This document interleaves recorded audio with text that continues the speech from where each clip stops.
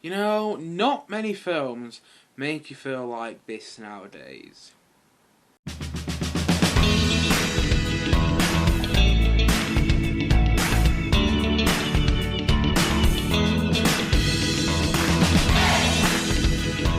The Banshees of Inisherin. So The Banshees of Inisherin is a new film to be written and directed by Martin McDonagh. And basically the film follows Brendan Gleeson and Colin Farrell's characters who were once best friends, but then one day Brendan Gleeson decides that he no longer wants to be friends with Colin Farrell anymore, and he has no specific reason for doing that. And Colin Farrell though wants to find out why, but as the film goes on, things start to get ugly between the two, as Brendan Gleeson threatens to cut off each one of his fingers every single time Colin Farrell speaks to him. And that's basically my version of the plot of the film. I mean, there's more to it than that, but that's my version of the plot of the Banshees of Inisherin. And honestly, I just absolutely loved this film. It was poignant, it was emotional, it was moving, but also it was laugh out loud funny, and it had some really heartwarming moments, but then also had some really heartbreaking moments, and it was tragic, and it was brilliant though, it really was, and this is now one of my favourite films of the year. It's not my favourite film of the year still, personally, because for me, that is Elvis. I just adored Elvis so much. But it's definitely up there in probably my top 5 favourite films of the year. I must admit, I haven't sat down and done that list or anything like that. But the reason I loved it so much was because it felt like an Irish poem of broken friendship and despair. That's what it felt like. You know, you get the sense of the film that most characters feel despair, and like one of the main themes in the film, particularly Brendan Gleeson's character, is how will we be remembered once we're gone. And those themes are actually quite relatable to me right now, and also when I was watching it in the film, those themes really touched on a nerve that I didn't expect it to. Honestly, there was moments in the film, particularly the ending of the film as well, where I literally just wanted to burst out into tears. And at the same time, though, there were moments in the film where I wanted to laugh out loud. You know, it's a film which has a lot of dark comedy in there, and there's a lot of comedy which you're not really sure you should laugh at, but at the same time you can't help laughing at. And I think the performances are perfect. I think that Brendan Gleeson he's great in this movie. So is Colin Farrell. I mean, I love Colin Farrell. I loved him in 13 Lives, and I also loved him as a Penguin in the Batman this year as well. Honestly, Colin Farrell, ever since I saw him in Minority Report, remember he played the villain in that, you know, the Spielberg movie, ever since I saw him in Minority Report, he's quickly become one of my favourite actors. He really has, and I love him in this film. I love he got an Oscar nomination because he plays that character so well, because on the surface, if you just put that character down, there isn't really that much interesting about it. There's not much to really get yourself invested into that character, but just because of the way Colin Farrell plays it, you can't help but feel sympathy and just go along with that character just through Colin Farrell's performance. And also Barry Keoghan, might be pronouncing the actor's name wrong, and apologise if I am. He's also in the film, and he brings so much comic relief to so many of the serious and quite downhearted situations of the film. And yeah, he's great as well. I really like Barry Keoghan in this film. And I mean, not to go into too much detail, but there's a bit of tragedy there as well, which also was quite heartbreaking, I'm not going to lie, and the way it just kind of threw me off that section of the film. But also, Kerry Condon? Might be getting her name wrong as well, but the one who plays Colin Farrell's sister in the film, she's also terrific. And they just slip into the characters they play so effortlessly, and also, it's a beautifully shot film. Honestly, just like, when you're watching it, you want to go and visit the place where there's a film, just because of the way it looks in the movie. Honestly, like, it's so beautiful, and the scenery is just gorgeous as well, and like, you're just watching some of the beats in the background of certain scenes, and you just go, wow, I can't believe a place like this exists, and it just looks so quiet and peaceful, which is just so appealing to me, I'm not gonna lie. But yeah, I love this scene of the film, I love the setting, I love just the mise-en-scene in the film, I just loved watching it, you know what I mean? I just loved looking at the screen in the cinema, because yes, the story is compelling and it's captivating, it's all that, but also it's so gorgeous to look at.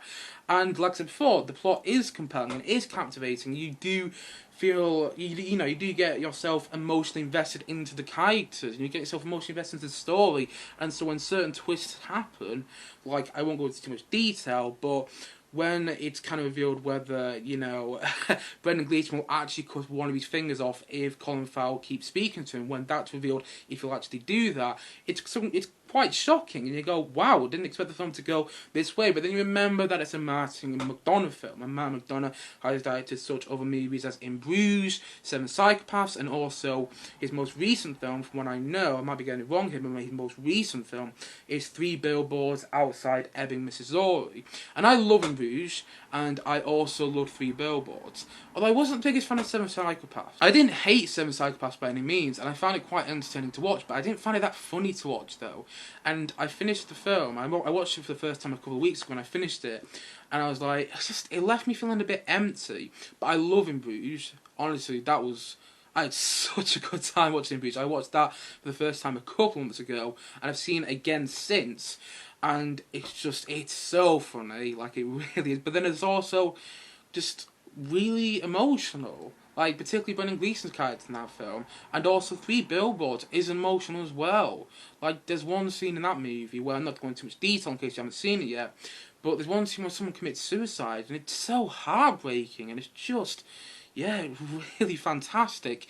But as much as I love In Bruges, and as much as I love Three Billboards, this might be Martin McDonagh's best film.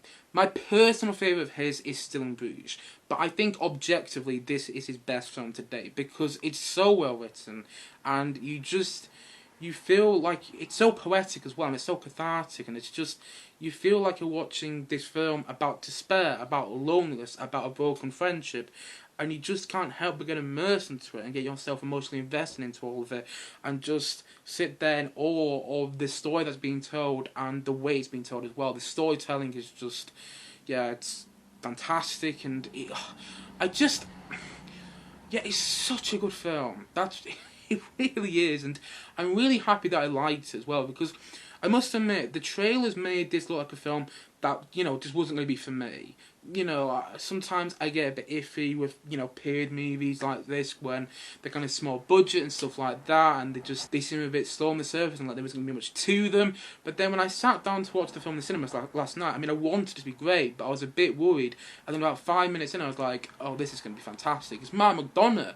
You know, he's the same guy who made In Bruges, and in fact, you have a bit of an In Bruges reunion in this film. You know, Colin Farrell and Brendan Gleeson were both in Bruges, and they are also in this film, and, you know, they're both, in a way, this, I didn't actually think I was going to say this, but in a way, this is kind of like a spiritual sequel to In Bruges, actually.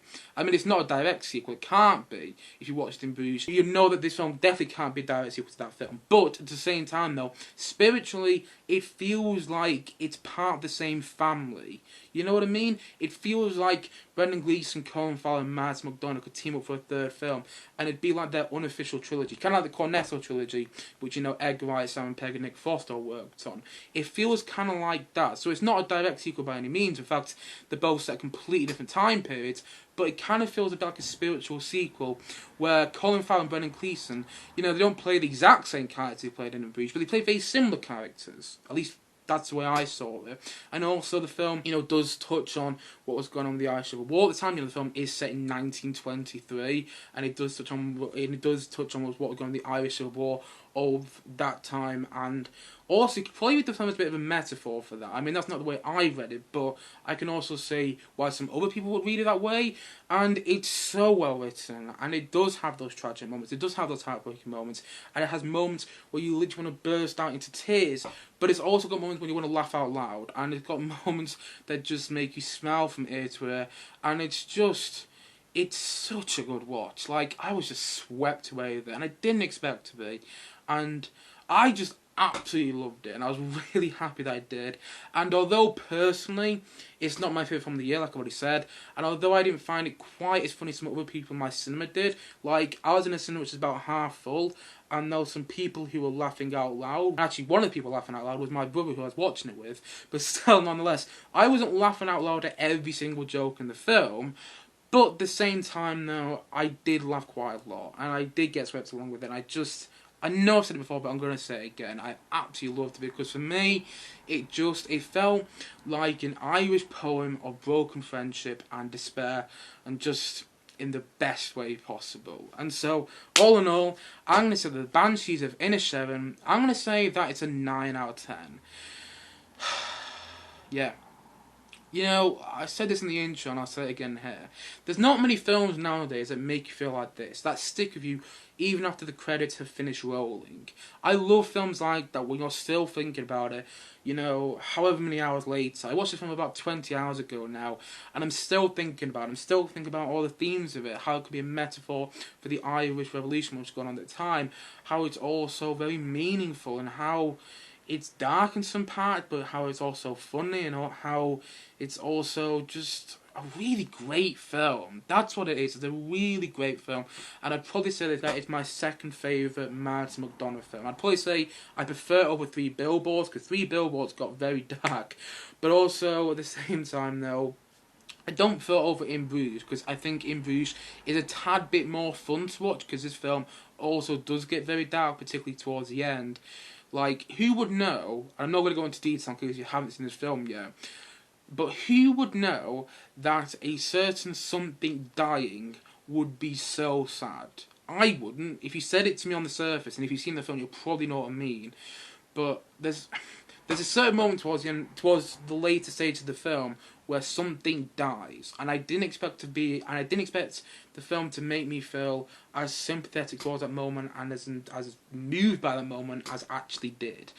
And it just, yeah, I was thrown off by that. I was thrown off by most of the film because it is funny. And the thing is, though, I hate watching comedies in the cinema. I've spoken about it before on this channel. It's just a personal thing. It's just me being picking things like that. But I've gone to see comedies in the past where everyone else will be in the cinema laughing and I won't be. Or like there'll be people in the cinema who laugh and then people who don't, and it just feels awkward.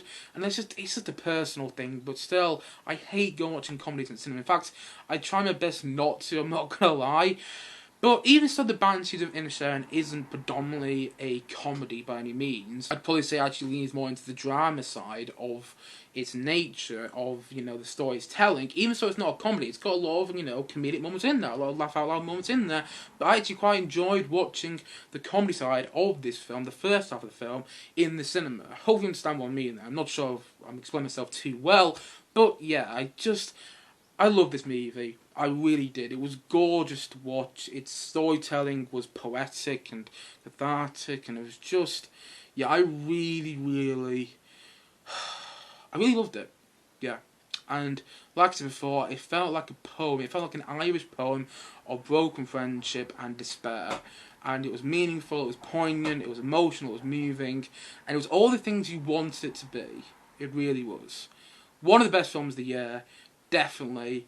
And I would love it to win loads of Oscars as well, because I don't hear much love surrounding it at the moment. Like, I've heard a lot of critics raving about it, but it sounds like not enough people have gone to see it. And if you do get a chance, because I know the film's been out for over a week now, but if you do get a chance, go and check it out, because it's a film that will stick with you long after it's finished. And that's what it's done with me, and I can't recommend it enough. It's not going to be for everyone, but at the same time, though, it was for me, and I found it funny, I found it tragic, and I found it to be, like I said before, the risk of sounding like a broken record, I found it to be an Irish poem of broken friendship and despair that I just absolutely adored from start to finish. And so, all in all, I'm going to say that the Banshees of Inisherin, I'm going to say that it's a 9 out of 10 from me.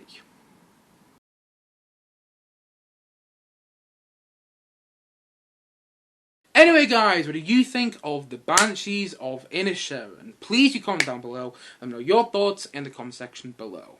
Anyway guys, thank you as always for watching, and if you haven't yet, please do click down below and like and subscribe on this video, and look forward to many more, both film and TVs, come very soon on this channel. See you guys again soon, but bye for now, bye!